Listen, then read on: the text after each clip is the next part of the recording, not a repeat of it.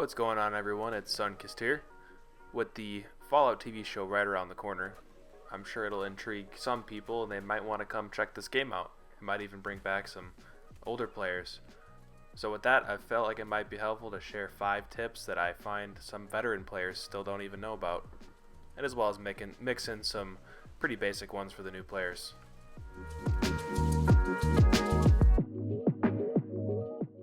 When I was fresh out of the vault, I always find myself being pretty strapped for caps, so you'll be happy to know there's actually a number of free locations around the map that you can fast travel to. The first one there was the Rusty Pick. Vault 76 is one of them. Up to the north of the map, the Crater for the Raider faction. Don't worry if you don't know these factions just yet. Going along the main quest line, you'll kind of run into them, as well as Fort Atlas with the Brotherhood. The White Springs, both locations at the White Springs that I'm going to go to in a minute, Foundation for the Settlers, and then the White Spring Refuge, as well as the White Springs Mall, are also both fast travel locations. Another way to get free fast travels would actually be to click on your teammate's name, and you can fast travel to them for free as well. Also, you'll see in a moment here, if you have any friends that are on the server that you're on, you can also click on their name from the friends menu and fast travel to them as well. They do not need to be on your team.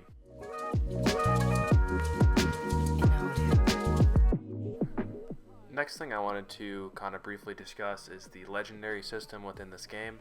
I know for new players it's can be pretty confusing. In total, there is 3 different types of legendary currencies. Each are used for slightly different things and are earned in different ways. So I'll kind of briefly go over how you get each of them and how to use them. So this is the legendary exchange machine. You can take any gun of any number of stars here and put it in the machine and get back legendary script, which is the currency you see at the bottom left there. The next legendary currency is going to be legendary cores. These are, as you can see here, these are earned by public events such as tea time, eviction notice, load bearing, stuff like that. You can double check by going to the World Activity tab and clicking on the event and seeing what the rewards are for that. The final legendary currency is going to be legendary modules. As you can see, you fast travel over to the Rusty Pick and speak to the purveyor. He will then sell you legendary modules for your legendary script that I covered at the earlier part of this section. Legendary modules can also be acquired from doing expeditions. Also, they could drop from a variety of enemy packs, such as a cultist pack or a mole miner pack. Those only drop during seasonal events from special enemy types, though.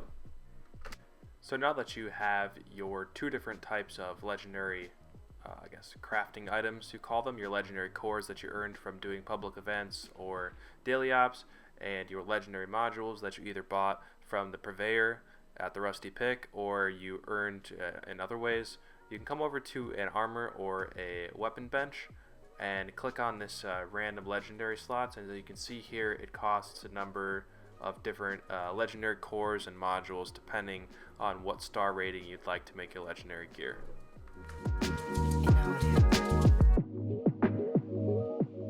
Alright, so the next couple of tips are actually going to be some that I find some of my friends that have played this game for quite a while still don't know about. So the first one's going to be a hidden food vendor. So if you fast travel to the White Springs Refuge, walk up this way to the left, there will actually be a hidden food vendor that people don't know about, because you kind of have to access it in a weird way. If you walk over to one of these seats over here, take a seat, a Miss or Mr. Waiter will actually hover over to you and take your order, and then you can order some of their food. They actually have some really good buffs in here, some tasty versions of food that can give extra bonuses, such as carry weight or extra melee damage, as you're seeing here, and their vendors or their inventory changes server to server, so you can server hop and farm this if you want. But yeah, here it is. This next one's pretty cool actually. So a lot of people don't know, but you can actually heal yourself and hit other aid or food items while you're playing an instrument. All I gotta do is start playing the instrument, open your map, click on one of the little diamonds on the map that indicates a quest marker, go down to Show in Pip-Boy, and there you go. You have access to all of your aid and food items, and this is a big help during the One Violent Night public event if you're playing an instrument and you want to stay alive. This last one, I see a lot of people sleeping on it, but Mystery Meat, it is a perk card in the luck tree. As you can see here, I'll show it right down there. You only need to run one rank of this, and if you use this in combination with the Born Survivor card under the agility tree, you will just accumulate so much raw meat that you can cook into either food buffs for melee weapons, for melee builds, or just for carry weight. But even that, I mean, that gets buffed if you're a carnivore, but even then, this still has utility if you're an herbivore, because you can actually come to a chemistry station and you can smelt down any meat or vegetables that spoil, and you can turn them into fertilizer, and that's very helpful to build a number of things at your camps. Thanks everyone for tuning in to my first of hopefully many tips and trick videos for Fallout 76. I have some other stuff planned as well for the near future, but I am very much looking forward to the show coming out today, and I'm excited to make some more videos in the future. So like, comment, subscribe, tell me if you learned anything useful, and feel free to share some tips of your own in the comments. Bye!